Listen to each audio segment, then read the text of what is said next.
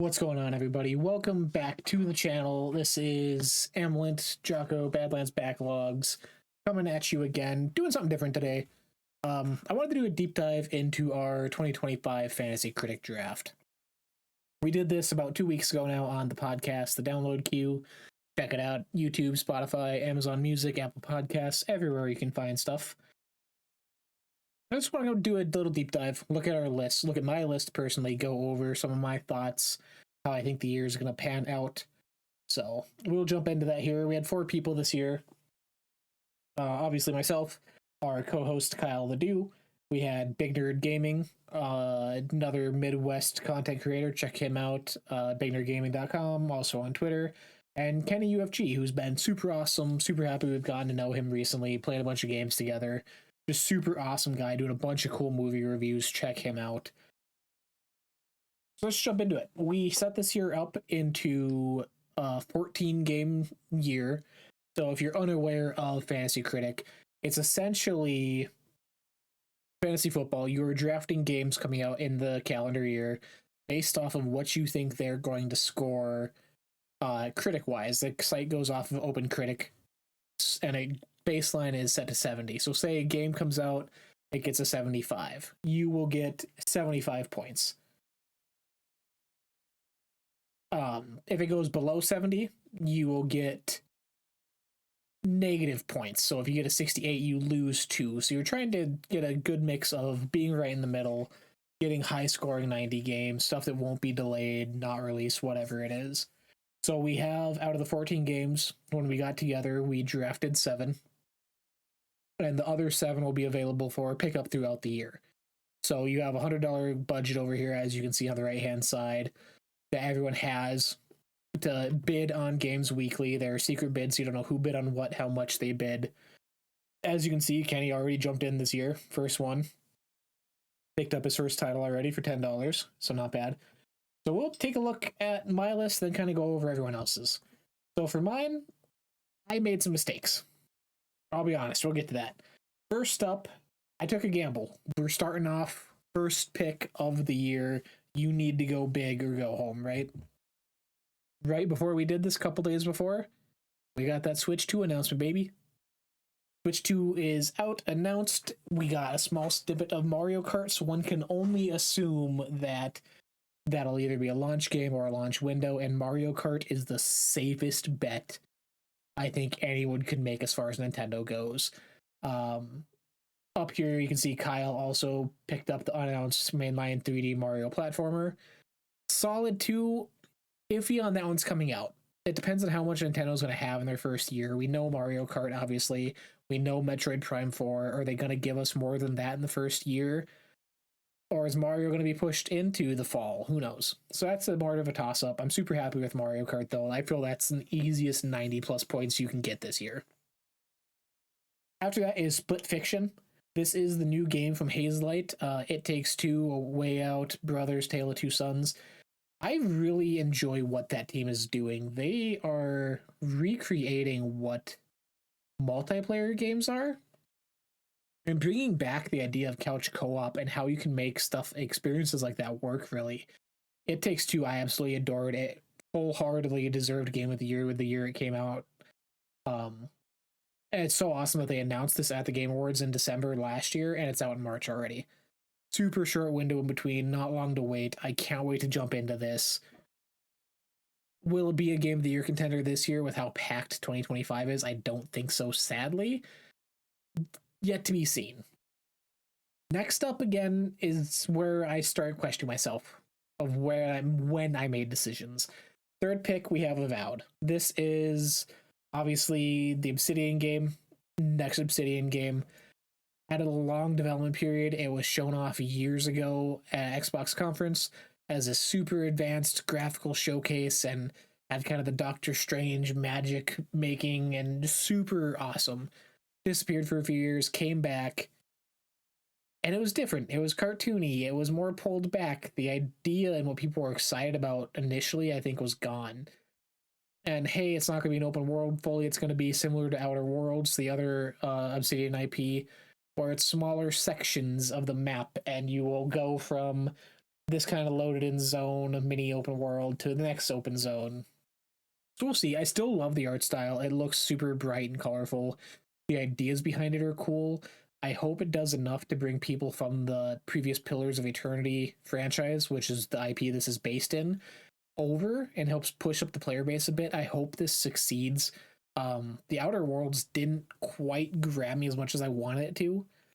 So I'm hoping the fantasy setting of this is enough to just push me over more. Again, not long to wait. This is out. If we click on it here, you can actually check out February 18th. So not long to wait with that. Next up, fourth round is when I started getting sloppy, I feel. I picked up Mouse PI for Hire. If you haven't seen this, this is being made a small indie team. It very much reminds me of kind of the route Cuphead took. It is that old school sort of screen printed Disney art style, except it is a first person shooter a la Doom or Wolfenstein.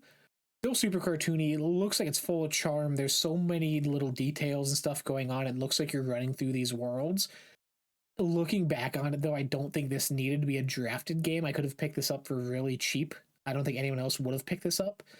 And it's a gamble, right? It's a new IP, small studio that is chasing an art style that people now hold to a higher regard because of Cuphead.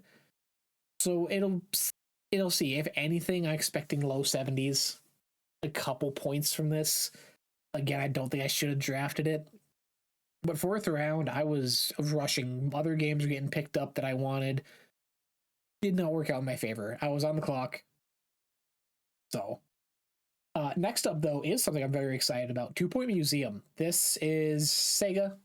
If you've heard 2 Point Campus, 2 Point Hospital, very small strategy, sort of micro building simulation games where you're given, here's this plot of land, build, in this case, a museum, put in exhibits to reach maximum happiness for customers and visitors, what they want. Bathrooms, facilities, gaming, drinks, staff management, trying to either get X amount of money raised in a short amount of time or have the highest approval rating. Very roller coaster tycoonish, just with different buildings. And it's super goofy. The thing I've always pointed to with this so far, in one of the trailers, you have like an aquarium and you can get tigerfish, but it's an actual tiger's furry head front body on the body of a fish swimming around, so it doesn't take itself seriously. I really love the charm. I 100%ed 2 Point Campus. It was one of my favorite games when that came out, and I'm super excited to jump into a new one.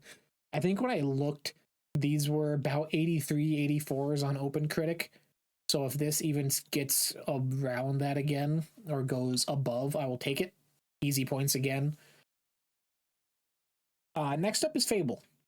I was up in the air on this. As you can see, it was my second to last pick. Wasn't picked up by anyone else, which I think says a lot. There's a lot around this game still that I'm not quite sure it's going to hit this year. I could easily see this being delayed. There's a lot going on right now as far as Xbox has like 9-10 games for 2025 coming out first party, which is wild for anybody.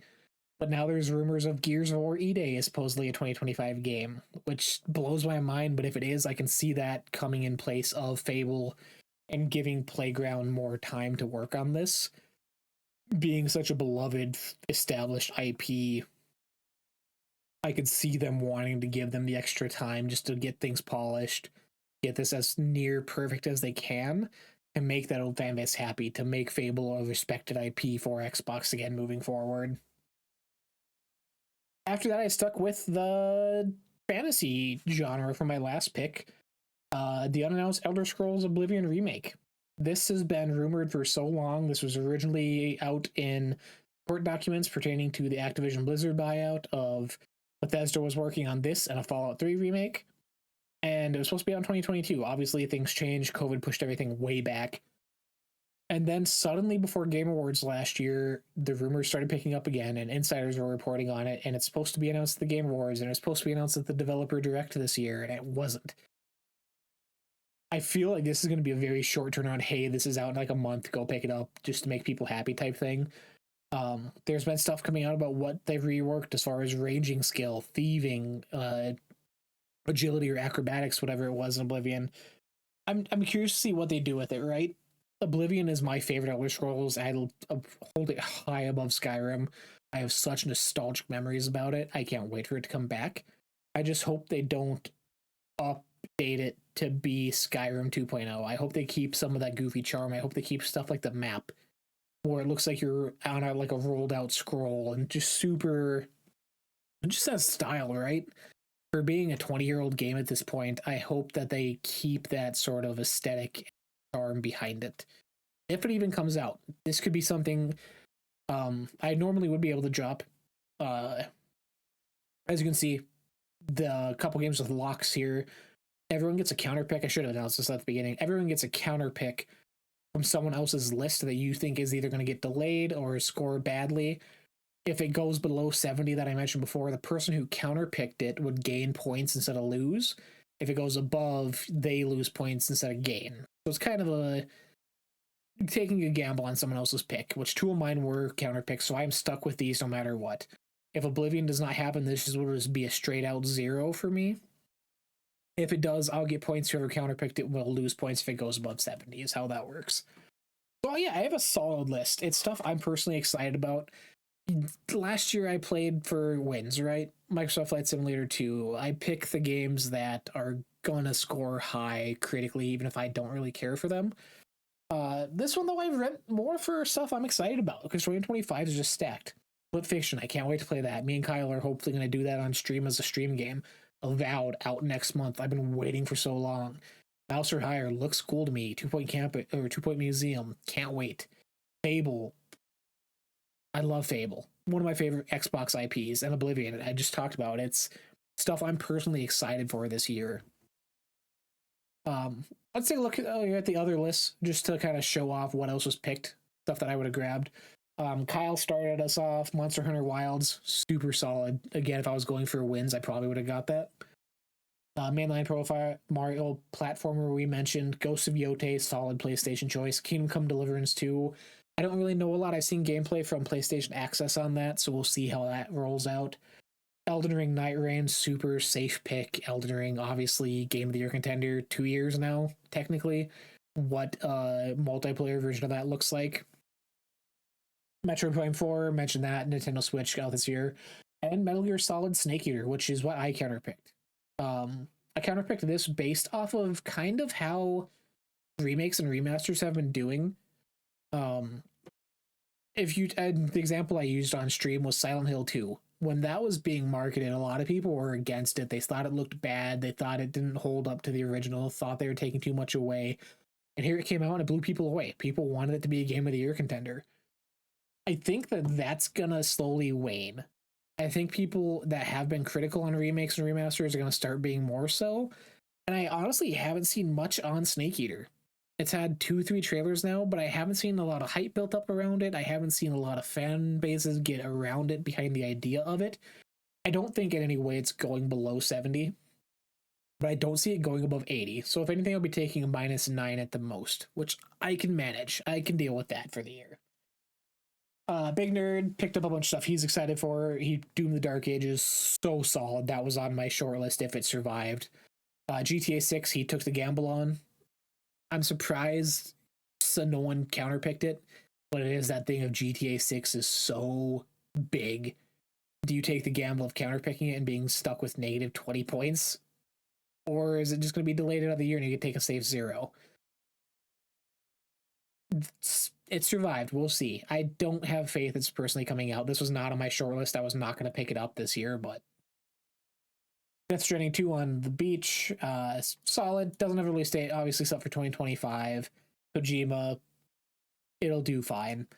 Expedition 33, another game I'm personally excited about. This was on my short list. This was the 4th round, which is when I picked Mouse PI for Hire. I think I was going to pick this up at that round, but he went before me. Citizen Sleeper 2, Starward Vector. This is out in a week. Not even a week, 5 days from now. Ninja Gaiden Ragebound was that 2D Ninja Gaiden coming out at the Game Awards. Just summer 2025. Looks cool. I don't know enough about the series or the old games to even begin. And First Berserker Kazan. Again, I know next to nothing about this, but out in March. Kenny had some interesting ones. he picked up Like a Dragon, Pirate Yakuza in Hawaii, which I think is so solid. I picked up Like a Dragon Infinite Wealth last year and it got me 20 some plus points. These games just hit. It's a certain fan base that just supports these. A lot of reused assets, a lot of reused combat, a lot of reused everything, but the fans still just head over heels love it. I'm one of them. I can't wait for this. Assassin's Creed Shadows he picked up. A little bit of a gamble. You know how Ubisoft is right now. Adamfall, this is that Fallout-like set in the UK. We'll see how that does. I haven't seen enough to be interested about it. I remember the first trailer. I think it was at Xbox's June showcase last year. We'll see. South of Midnight was on my shortlist again. I can't wait for this. Compulsion. I hope this is the thing for Compulsion to put them over as the next sort of tier for developers, right?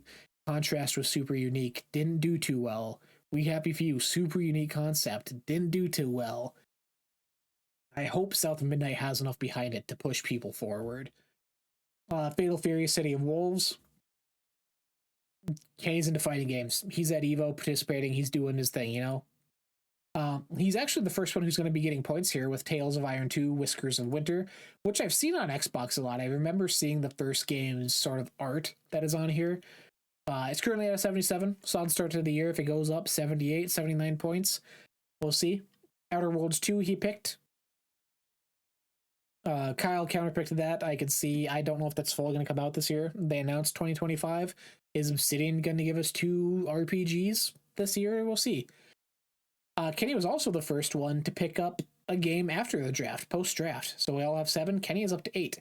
He bid $10 on Ninja Gaiden 4, which was announced at the Xbox Developer Direct this year. So super exciting. I'm happy that people are being involved this year. I'm happy that it'll be hopefully a more competitive thing. This is the 5th year I've done this so far, and I usually force my friends into it. It ends up being me and Kyle every year fighting. But this year with other content creators, hopefully they'll stick around with it, be picking stuff up throughout the year, and make it a competitive thing. Hopefully we'll come back halfway through the year, end of the year, obviously check up on our lists, how everyone's doing, and see who wins at the end. This goes all the way through the end of the year. You have your $100 to spend, and we'll see. There's a lot more to be announced from everybody, Nintendo especially. New console coming out. What's going to be announced for that? What's going to be out this year that we don't know about? PlayStation's in such a weird spot we talk about on the podcast as far as studios working on live service games, shifting to other teams or starting up new projects. How fast are those going to hit? Are any of those be pushed up with the extra help this year? And Phil straight up teased that there's more stuff for them at Xbox that is out this year that they haven't announced. They just have so much cooking, and this year is so exciting to be in the gaming industry with so much to play. I can't wait. With that, though, guys, thanks for stopping by. This was our 2025 Fantasy Critic Draft. Let me know down below what you guys think of our lists. Who do you think's going to win based off of these initial drafts? Who do you think has the best shot? If you like what we're doing here, drop us a like, comment, follow down below. Check out the download queue, our weekly podcast we do with Kyle. It records live each and every Sunday, 4 p.m. Pacific Standard Time on twitch.tv/badlandsbacklogs, and uploaded Monday mornings to YouTube, Spotify Music, Apple Podcasts, and YouTube, Amazon Music. I think I forgot which one I forgot. But thanks for stopping by, checking us out. We appreciate the love and support. Until we catch you next time, happy gaming.